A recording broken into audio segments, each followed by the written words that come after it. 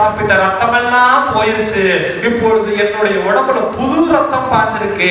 இந்த நேரத்துல நான் உனக்கு அறிவார்ந்த சிந்தனைகளையும் கருத்துகளையும் சொல்வதற்கு தகுதி அடைந்து விட்டேன் என்று சொன்னார்.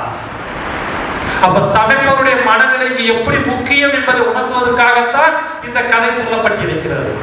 அப்ப சமைக்கும் பொழுது எந்த மனநிலையில் சமைக்க வேண்டும் என்று இனிமேலாவது முயற்சி செய்ய வேண்டும். ஏனென்றால் உணவு தான் முக்கியம். உணவு நன்றாக இருந்தால் மருந்து என்பதே தேவையில்லை. சரி, வச்சாச்சு. அப்போ அதனுடைய சிரிப்பு கால்படி எல்லாம் போட்டாச்சு, சமைச்சாச்சு. சமைச்சு முடிச்ச உடனே அதற்கடுத்து சாப்பிட வேண்டும். எப்படி சாப்பிட வேண்டும்? என் திசையை நோக்கி சாப்பிட வேண்டும். ஆசார கோவையில ஒரு உணவு சாப்பிடுவது என்பது எப்படி என்று குறிப்பிடப்பட்டிருக்கிறது. எல்லாத்துக்குமே நம்முடைய பாடங்கள் பாடப்பட்டிருக்கிறது. அப்ப உண்ணுங்கால் நோக்கும் திசை கிழக்கின்கண் அமர்ந்து தூங்காமை துளங்காமை நன்கு இரியாண்டும் பிந்தியாதும் நோக்கான் உரையான் தொழுதுண்டு உண்க உண்ணாமை நன்கு. அப்ப சாப்பிடுறதுக்கு முன்னாடி கை கால்களை அழுப்பி விட்டு சமணங்கால் போட்டு உட்கார்ந்து சாப்பிட வேண்டும். காலை தொங்க போட்டுக்கிட்டு சாப்பிடக்கூடாது, நின்றுக்கிட்டு சாப்பிடக்கூடாது, நடந்துக்கிட்டு சாப்பிடக்கூடாது, செல்போன் பேசிக்கிட்டு சாப்பிடக்கூடாது, டிவி பார்த்து கொண்டு சாப்பிடக்கூடாது, சாப்பிட்டுக்கிட்டு இருக்கும் பொழுது கையை மற்றவங்களை ஊடக்கூடாது, வாயை திறந்து சாப்பிடக்கூடாது, தூங்கி வலிந்து கொண்டு சாப்பிடக்கூடாது, முழு மனதை செலுத்தி சாப்பிட வேண்டும் என்று அந்த பாடலாகவும் நமக்கு பாடப்பட்டிருக்கிறது. இன்னைக்கு நாம என்ன செய்யறோம்? பவே சிஸ்டத்துல வரிசையா நின்றுகிட்டு கும்பலா போய் நின்னா அந்த உணவு நமக்கு எப்படி மருந்தாக மாறும்? அப்ப முடிந்த அளவுக்கு நீங்க சாப்பிடும் பொழுது சமணங்கால் போட்டு உட்கார்றதுக்கு முயற்சி செய்யுங்கள். என்னைக்கு நீங்க காலை போட்டு தொங்க போட்டு பழகிட்டீங்களோ, இங்க இருக்கக்கூடிய 100 பேர்த்துல 80 பேருக்கு சமணங்கால் போட தெரியாது. சமணங்கால் போட தெரியாம வழி வந்துடும். அப்ப முதல் அடிப்படை சமணங்கால் போட்டு பழகி சாப்பிடும் பொழுது அதனுடைய பலனையும் நீங்கள் உணரலாம். அப்ப சமைப்பது என்பது ஒரு கலை. அந்த சமைப்பவருடைய மனநிலை என்பது அது முக்கியம். அதை விட முக்கியம் சமைக்கக்கூடிய இடத்தை எப்படிப்பட்ட இடமாக இருக்க வேண்டும் என்பதை தீர்மானிக்க வேண்டும். அப்ப இதெல்லாம் ஓகே, எனக்கு சமைக்க சொல்லி கொடுத்துட்டீங்க, எந்த மனநிலையில் சமைக்க வேண்டும் என்று சொல்லி கொடுத்துட்டீங்க. அதுக்கடுத்து சமைக்கக்கூடிய இடம் எப்படிப்பட்ட இடமாக இருக்க வேண்டும் என்று சொல்லி கொடுக்கணுமா இல்லையா? அப்பத்தானே நீங்கள் சமைக்கக்கூடிய உணவு ஒரு முழுமையான மருந்தாக மாறும். அப்ப சமைக்கக்கூடிய இடம் மிகவும் பவித்திரமானதாக இருக்க வேண்டும்.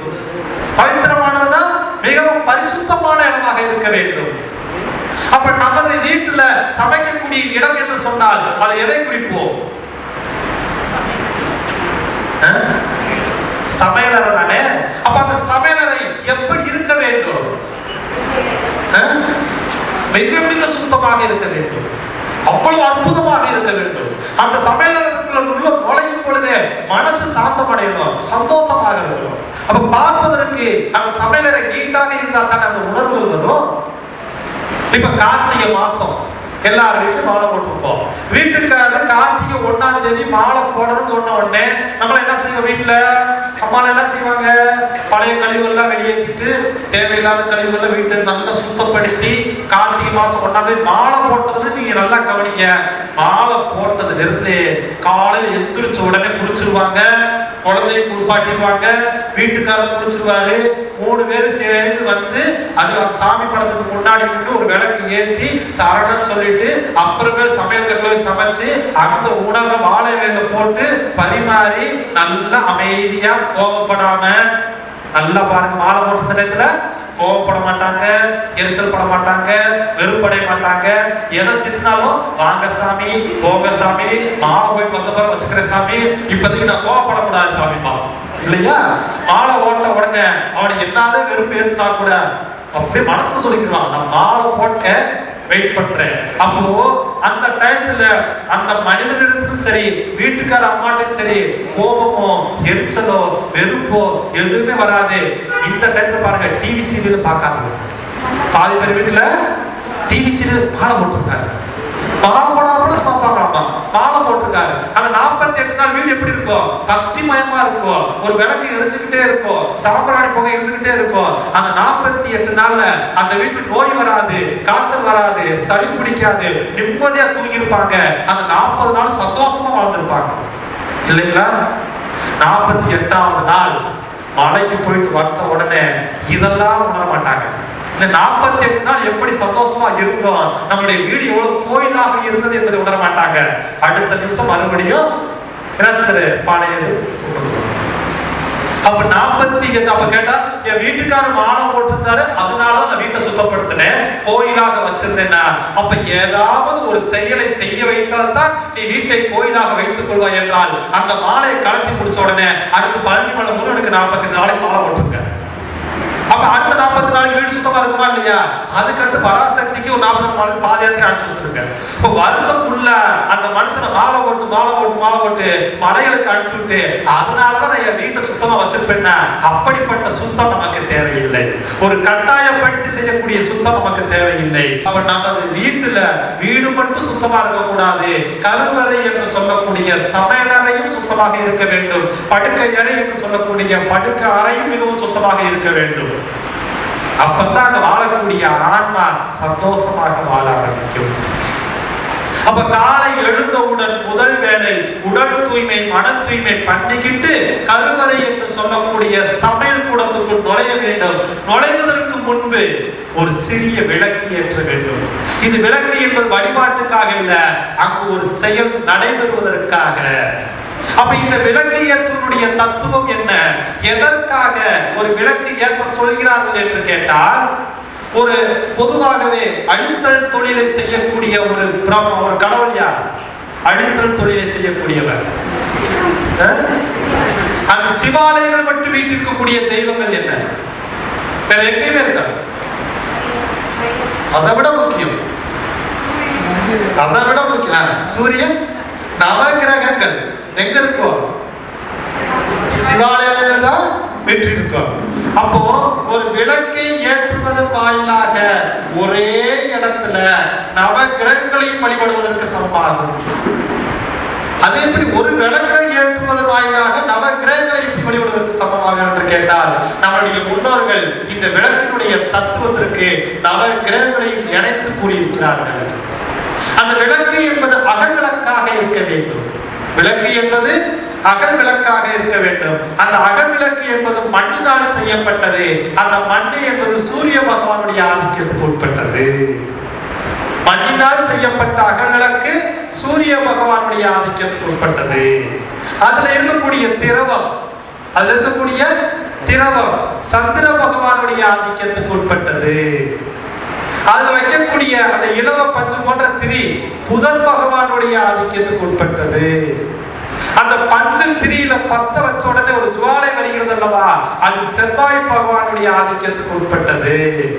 அந்த ஜுவாலையின் நடுவுல நல்ல மஞ்சள் கலர்ல இருந்து கொண்டே இருக்கும் அல்லவா, அது குரு பகவானுடைய ஆதிக்கத்துக்கு உட்பட்டது. அந்த ஜுவாலையை பத்த வைத்த உடனே அந்த இடம் பிரகாசம் அடையும் அல்லவா, அது கேது பகவானுடைய ஆதிக்கத்துக்கு உட்பட்டது. அந்த ஜுவாலையினுடைய பிம்பம் விளக்குக்கு கீழே விழுகிறது அல்லவா, அது ராகு பகவானுடைய ஆதிக்கத்துக்கு உட்பட்டது. அந்த திரி கொஞ்சம் கொஞ்சமாக கரைந்து கொண்டே வருது அல்லவா, அது சுக்கிர பகவானுடைய ஆதிக்கத்துக்கு உட்பட்டது.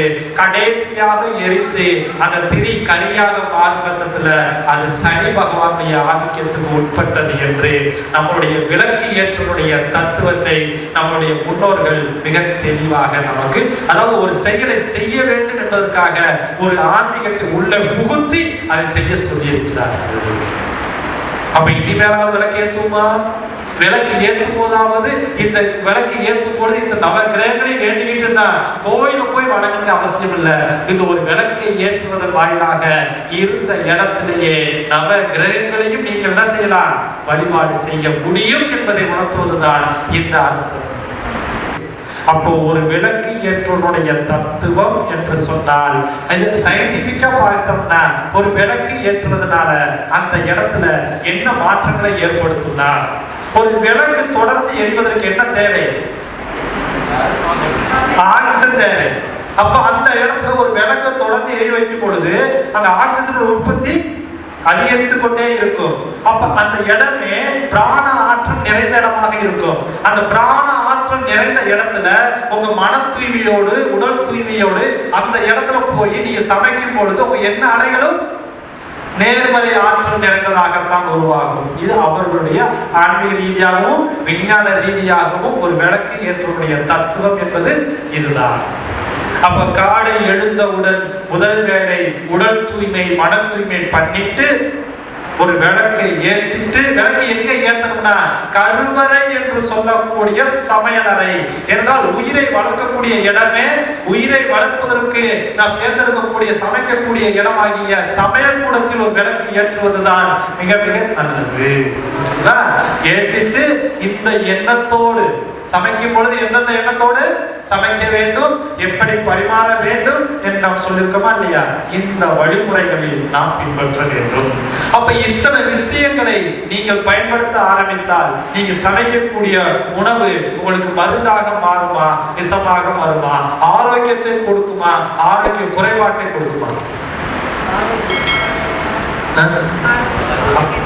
மாற்றுக்கிறது கிடையாது இல்லையா? நிச்சயமா ஆரோக்கியத்தை தான் கொடுக்கும். இதுதான் வாழ்வியல் முறை. அப்ப வாழ்வியல் முறையை கற்றுக்கொண்டால் மட்டும்தான் உணவு முறை வெற்றி அடையும். வாழ்வியல் முறையை கற்றுக்கொள்ளாமல் உணவு முறை ஒருபொழுது வெற்றியாகாது.